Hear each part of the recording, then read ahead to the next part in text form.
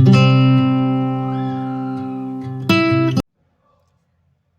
Everyone. चलो तो आज हम देखने वाले हैं धातु के बारे में। मैं आज आपको धातु के बारे में कुछ इतने ऐसे पॉइंट्स बताने वाली हूँ कि जिसको अगर आपने समझ लिया, जिसको आपने अगर लर्न कर लिया, तो उससे आप 50 to 70% धातु के बारे में वैसे ही लिख सकते हो, वैसे ही बता सकते हो। और सिर्फ कुछ एडिशनल चीज़ों के लिए जो बचा रहेगा उसी के लिए आपको ईच धातु रेफर करना पड़ेगा। इसलिए इस वीडियो को बहुत अच्छे से देखें, बहुत अच्छे से समझ ले, और जितनी चीज़ें मैं इसमें बताने वाली हूँ एटलीस्ट उतनी तो भी बहुत परफेक्ट कर लो। ठीक है, तो हम शुरू करने वाले हैं सबसे पहले धातु की निरुक्ति के साथ।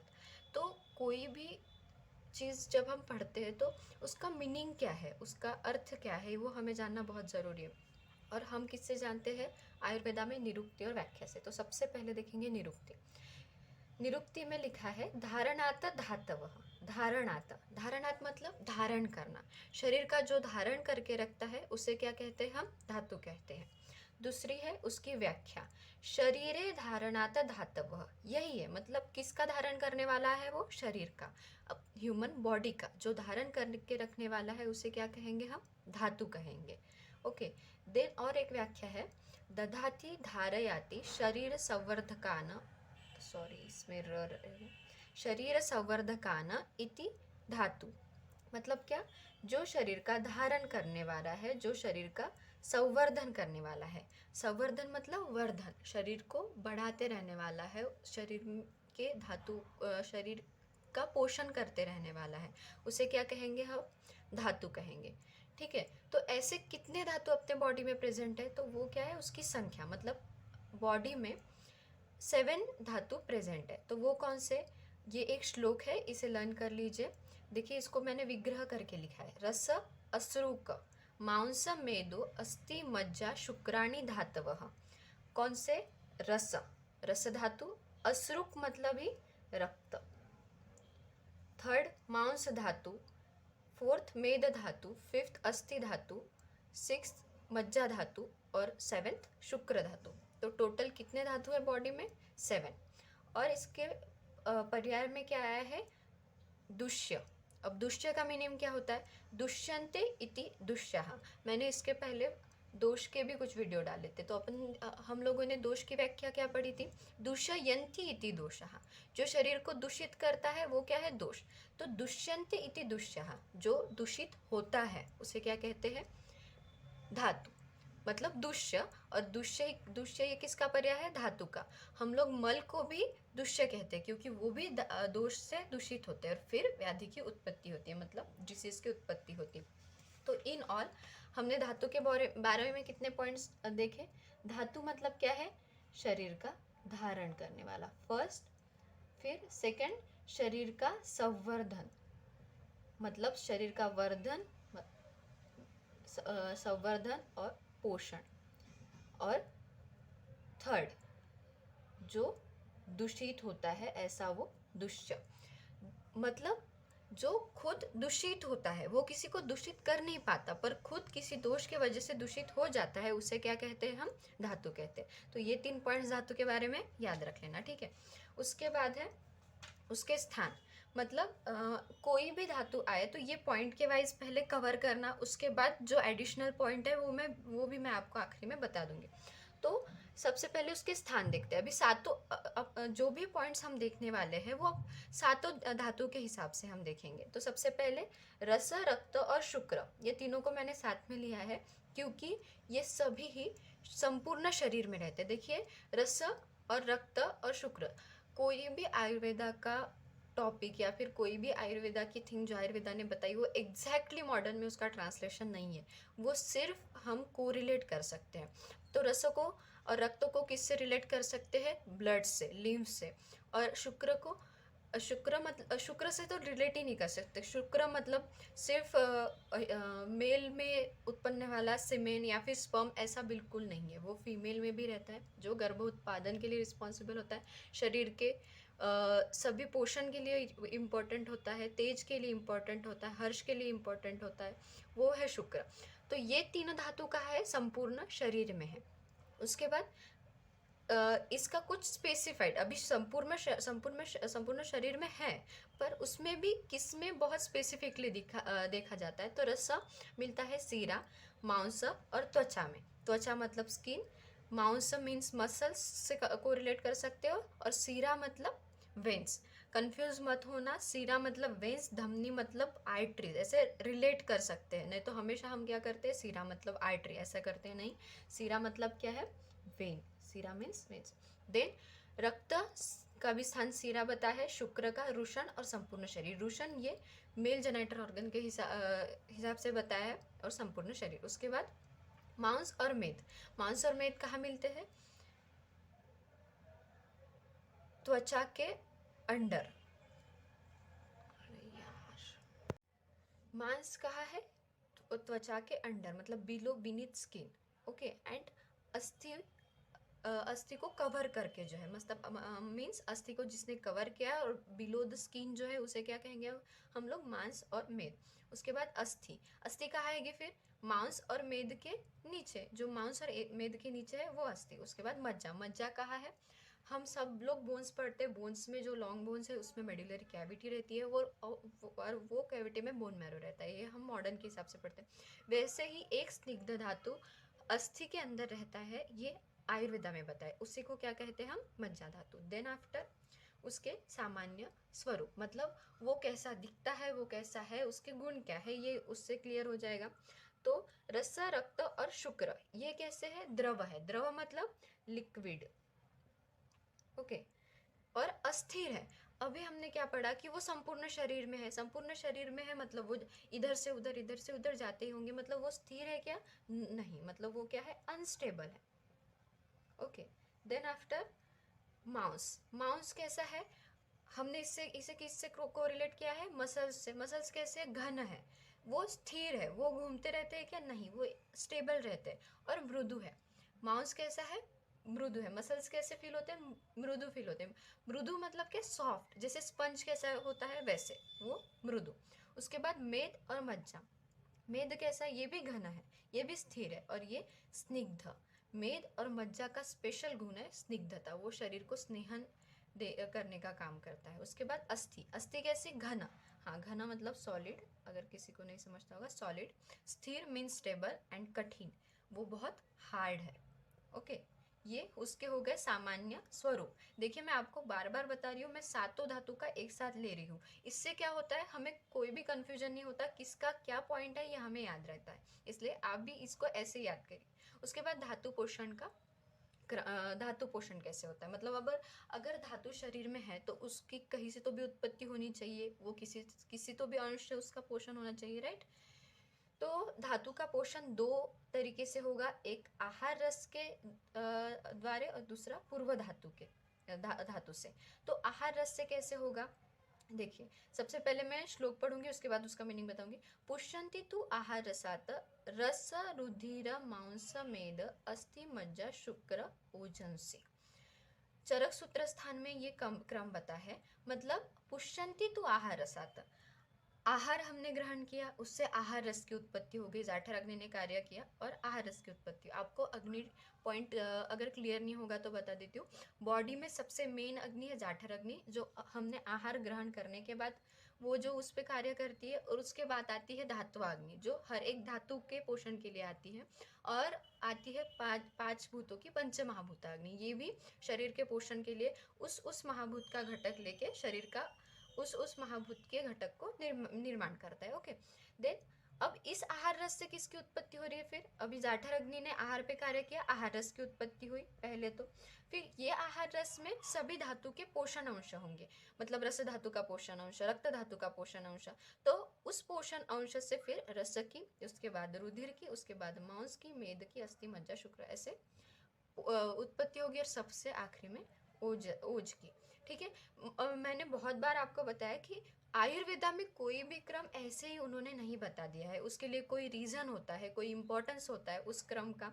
तो ये क्रम जो बताया उन्होंने, रस रक्त मांस मेद, ये किस बेसिस पे बता है, उसकी उत्पत्ति, उसका पोषण, मतलब सबसे पहले बॉडी में उत्पत्ति किसकी होगी, रस की, उसके बाद रक्त की, उसके बाद मांस की, वैसे ही उसका पोषण इसी क्रम से होगा, इसलिए ये धातु का क्रम ऐसा बताया गया। ओके, तो इस ये चीज़ ये श्लोक में भी हमें दिखती है। उसके बाद पूर्व धातु से, पूर्व मतलब बिफोर, जो पहले उत्पन्न हुआ है उससे उसी से आगे वाले की उत्पत्ति होगी।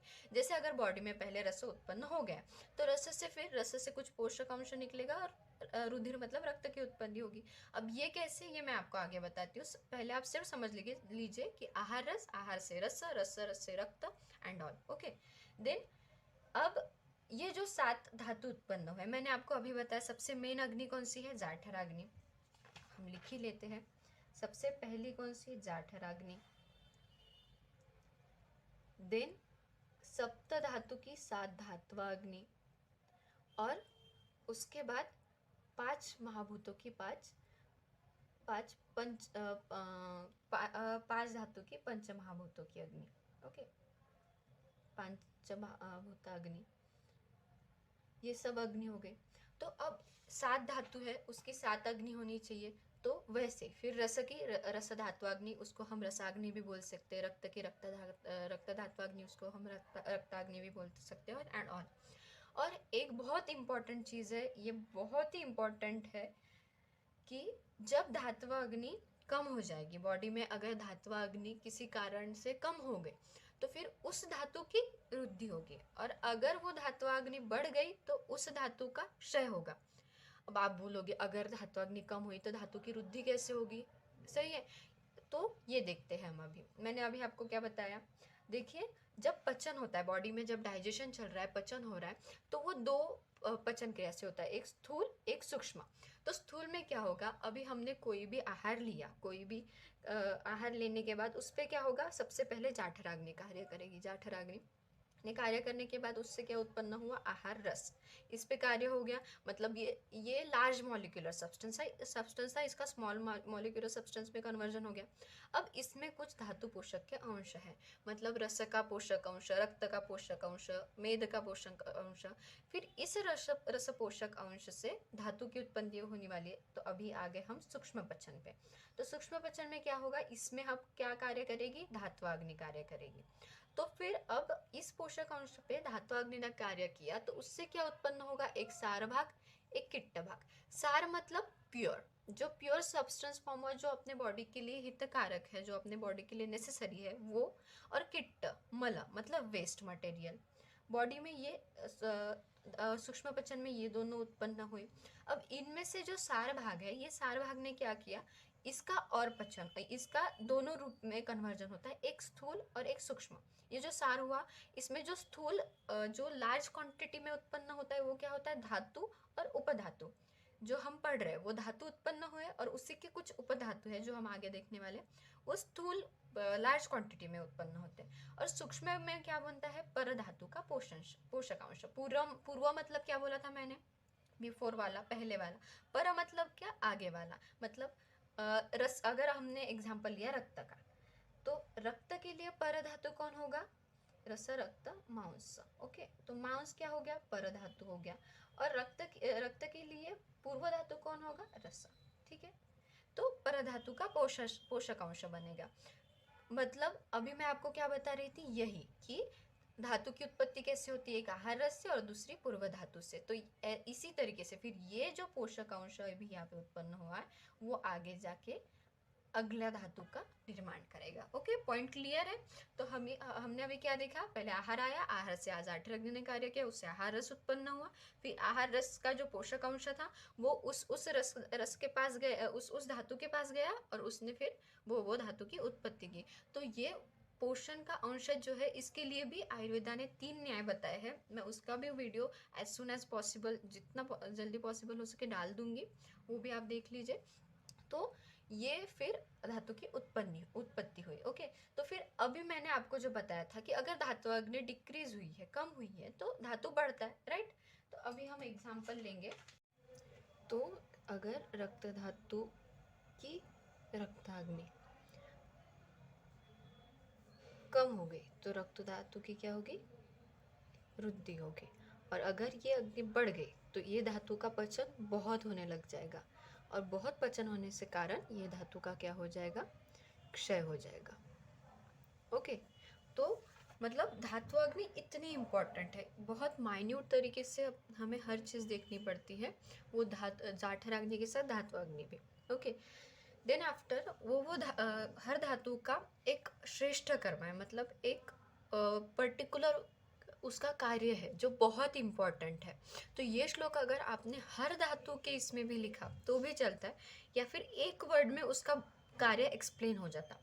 तो श्लोक देखिए, प्रीणन जीवन लेपो स्नेहो धारण पूरणे गर्भोत्पादश्च धातु नाम श्रेष्ठो कर्म क्रमात स्मृतम।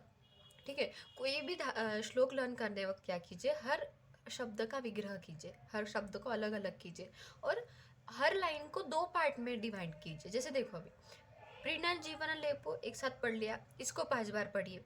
बाद में स्नेहो धारण पुण्य से 5 बार पढ़ के इसके साथ ऐड कीजिए। देन आफ्टर गर्भोत्पादश्च धातु ना, ठीक है, श्रेष्ठ कर्म क्रमात् स्मृतम, ऐसे तोड़ तोड़ के याद कीजिए और पूरा मीनिंग समझ के। जैसे अभी हम देखेंगे, प्रीणन जीवन लेपो स्नेहो धारण धारण पूर्णे गर्भोत्पादन। तो अभी क्या हो गया फिर, अभी हम देखेंगे 7 धातु। रस, रस का कार्य क्या हो गया फिर, प्रीणन। ओके, रक्त का क्या हो गया, जीवन, रक्त मांस मेद अस्थि मज्जा और शुक्र। ठीक है, लेपन, मेद का क्या हो गया, स्नेहन, अस्थि का क्या हो गया, धारण, मज्जा का पूरण, और शुक्र का गर्भोत्पादन। ठीक है, अब इसके मीनिंग समझते हैं। अब प्रीणन का मीनिंग क्या होता है, प्रीणन मतलब क्या, देह का तर्पण कराना, तृप्ति कराना। सपोज आपने एक गिलास पानी पिया, आपको बहुत प्यास लग गई थी, आपने एक गिलास पानी पिया, और एक गिलास लाया और एक गिलास पानी पिया। पहले गिलास में आपको क्या फीलिंग आएगी, नहीं कब मिलता वो पानी और कब मैं पीता। ठीक है, दूसरे में चलो ठीक है ये भी पी लेता हूँ, तीसरा ग्लास आपको जाएगा क्या, नहीं, मतलब आपकी क्या हो गई, तृप्ति। तो यही कार्य है रस का, वो हमेशा हमारे शरीर को क्या करता है, तर्पण करता है, प्रीणन करने का कार्य करता है। ठीक है, उसके बाद जीवन, मतलब रक्त का क्या कार्य है, शरीर का जीवन टिकाए रखना, शरीर का धारण करके रखना। ठीक है, मांस का क्या, लेपन, लेप मतलब क्या, मतलब लेप, कवर्ड करना, बॉडी को कवर्ड करना। ये किसका कार्य है, मांस का, मांस बॉडी को कवर कर लेता है, पूरा लेपन कर लेता है। उसके बाद मेद का स्नेहन, स्नेहन मतलब बॉडी को स्निग्धता, स्निग्ध गुण का हमेशा स्निग्ध गुण देते रहना। उसके बाद अस्थि, अस्थि का क्या, धारण, हम अभी खड़े रह सकते हैं किसकी वजह से, अस्थि की वजह से। तो शरीर का धारण करने का कार्य किसका है, स्टेबिलिटी देने का कार्य किसका है, अस्थि का। उसके बाद पूरण, मैंने आपको बताया कि अस्थि के अंदर जो कैविटी है उसमें क्या है, मज्जा।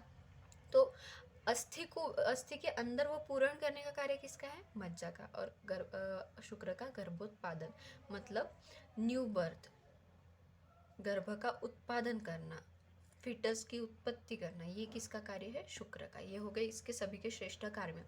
मतलब कोई भी अगर आपको धातु आया है और अगर आपको ये श्लोक लर्न है तो आप किसी भी धातु का कार्य आसानी से लिख सकते हैं। ठीक है, उसके बाद उपधातु। अब उपधातु क्या है, सबसे पहले पढ़ेंगे हम, रसात स्तन्यो ततो रक्तम अश्रुज कंडरासीरा मांसात वसा त्वचा षटच मेदस स्नायु संभव। इसको भी हम तोड़ते हैं अभी। सबसे पहले रसात स्तन्यो तत रक्तम एक साथ याद कीजिए, अश्रुज कंडरा सीरा, मांसत वसा त्वचा षटच एक साथ याद कीजिए, मेदस स्नायु संभव। तो सबसे पहले कौन है, रस। रस के उपधातु कौन हो गए, इसको भी हम एक साथ लिख ही लेते हैं, तो आगे ही लिख लेते हैं। ओके, तो फिर रस का उपधातु कौन हो गया, स्तन्य। ठीक है, और स्तन्य ततो रक्तम, अभी बाद में किसकी बारी है, फिर रक्त धातु की। रक्त, ये अश्रुज भी किसका पर्याय है, ये भी रक्त धातु का पर्याय। इसके कौन है, कंडरा और सीरा। तो यहाँ पे हम लिखेंगे कंडरा और सीरा।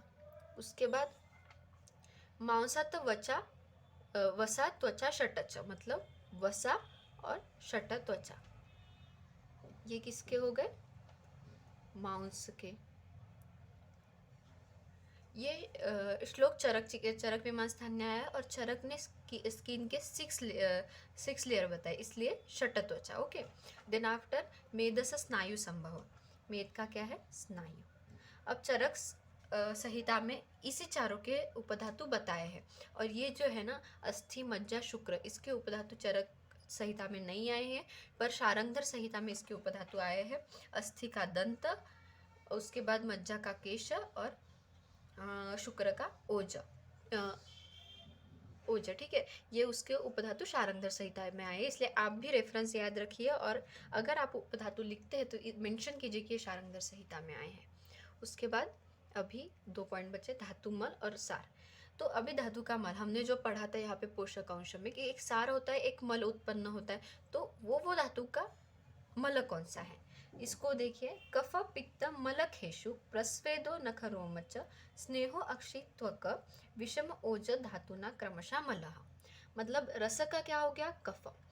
रक्त का क्या हो गया? पित्त। मांस का क्या हो गया? मलखेषु, ये क्या है? खमल। ठीक है, जहाँ पे ख एक गुण्य है वहां पे जो उत्पन्न होने वाला खमल। मेद का क्या हो गया? स्वेद, स्वेटिंग। और नखरोम किसका हो गया? अस्थि का। उसके बाद स्नेहो अक्षित्व का, मतलब अक्षि का, और त्वक का मतलब अक्षि मतलब आंखें, और त्वक मतलब त्वचा।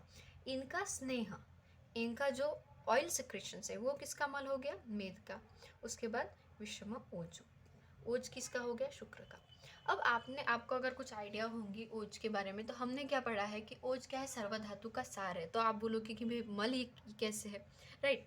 तो ये मल कैसे है कि देखिए, जब गर्भ की उत्पत्ति होती है, स्त्री बीज आया, देखिए स्त्री बीज आया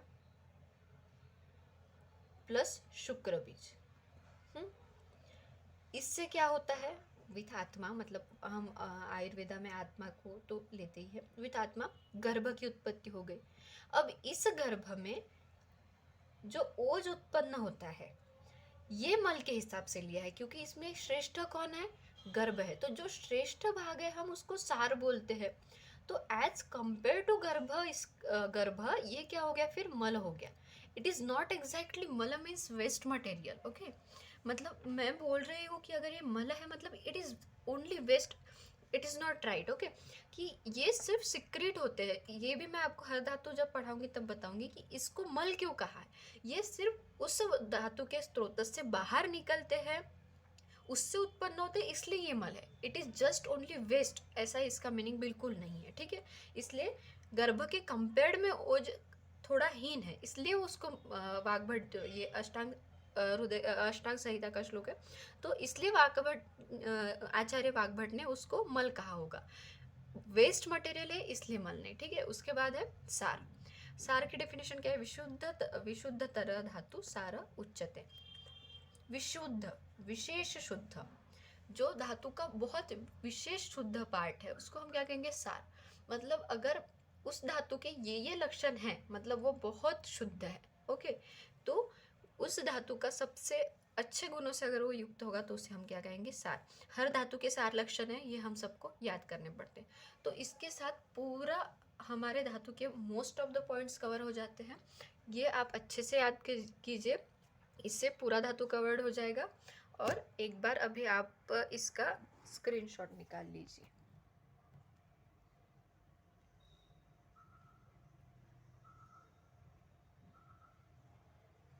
थैंक यू सो मच।